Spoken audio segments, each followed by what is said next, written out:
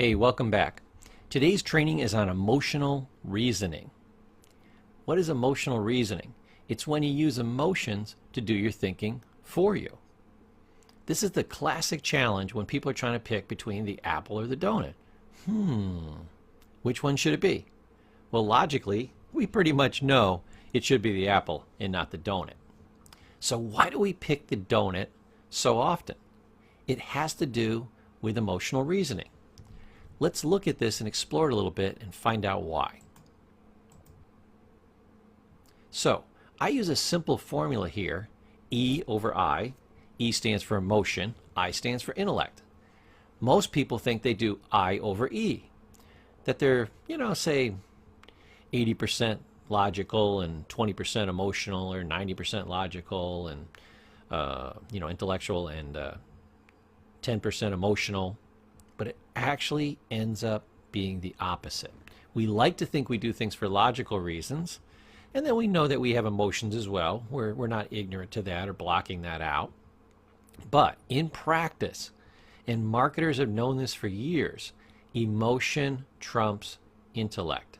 Remember, we move towards pleasure and away from pain. And there are, and we'll talk about this later, a lot of unconscious forces going on. Most of them have to do with, emotional centers and the subconscious mind. More on that later. So, most people are swayed by emotions, not intellect. So what we do is we do things for emotional reasons, but later, and this is another type of confirmation bias that makes it seem the opposite of what it is, we go back and we try to find intellectual reasons why we made these emotional decisions.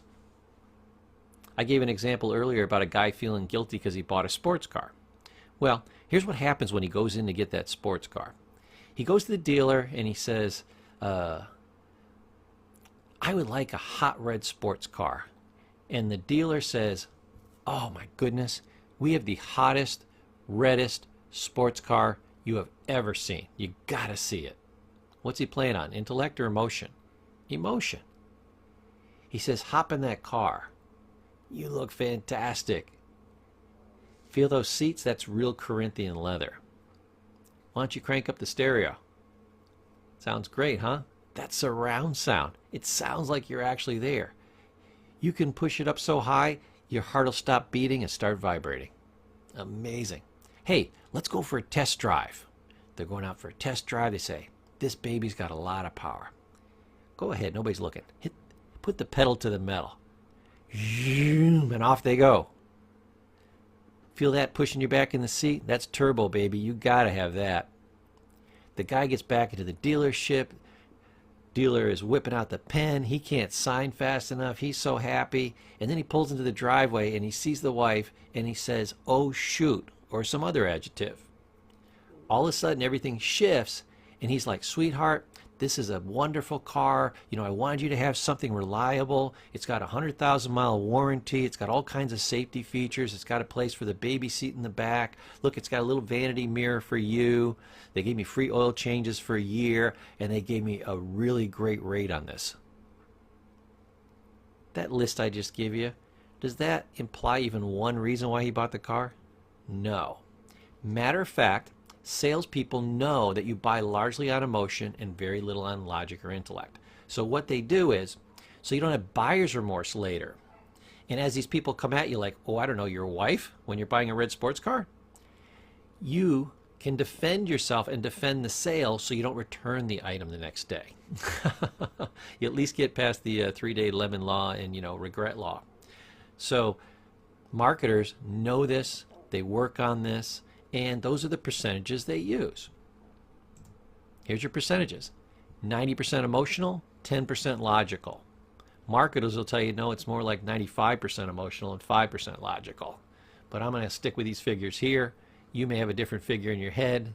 Every research statistic will be a little bit different, but I'll tell you, this will be pretty darn close.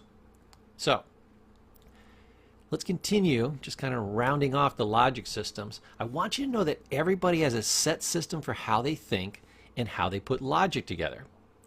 The name of this program is Why Do People Do the Things That They Do? So, to figure that out, you've got to figure out how their logic system works. Watch an episode of House. It's a great, great TV show. God, it was on for about 8 years. I wept when they took it off the air. What was it about? It was about looking at personalities and logic systems in House, and even his interns were pretty good at this. They loved the game of it, of why people did the things that they do. And what were they doing? They were trying to discover how they used the emotion over intellect and what logic systems they used, how they put together reality. And it's a lot of the things that we talked about. What makes sense to you? How do you calculate things? And a lot of it is based on what? Your BS, your values and belief systems. Remember, there's an old Zen expression that says, everybody is perfectly being who they are. You are programmed in a certain way, and just like a computer, if I put in the right inputs, I always get the same outputs. Why? Because you're working on a logic system. And I got to be a little careful because it's perceived logic, and it's the other person's logic system. Not what's sensible, not what's right, not what most people would do. What is your system? I am Paul Klein. I use the Paul Klein logic system. There's no two people that use a logic system identical to it. But once you know it, you will have very good predictive powers over what I'm going to do. Especially if you see it more clearly than I do with zero confirmation or any other kind of bias. You will be able to predict what I'm going to do better than I can. Isn't that interesting? This is how important logic systems are. Now conversely, because I don't want you to just understand why people do the things they do, I want you to understand why you do things. So look at your logic systems now that you're better educated. Notice how you do things. Notice the confirmation biases that you have. Notice where you use the various defenses that we went over. Notice yourself. Honestly, just an honest evaluation of when you're doing E over I, emotion over intellect, and when you're actually doing intellect over emotion. Which is it? Now that you're aware of it, you'll know to look for it, and you can be more honest in your assessment. You will better figure out your logic system. You will find several flaws in it, and you'll be able to improve it, and guess what? Your life will get better.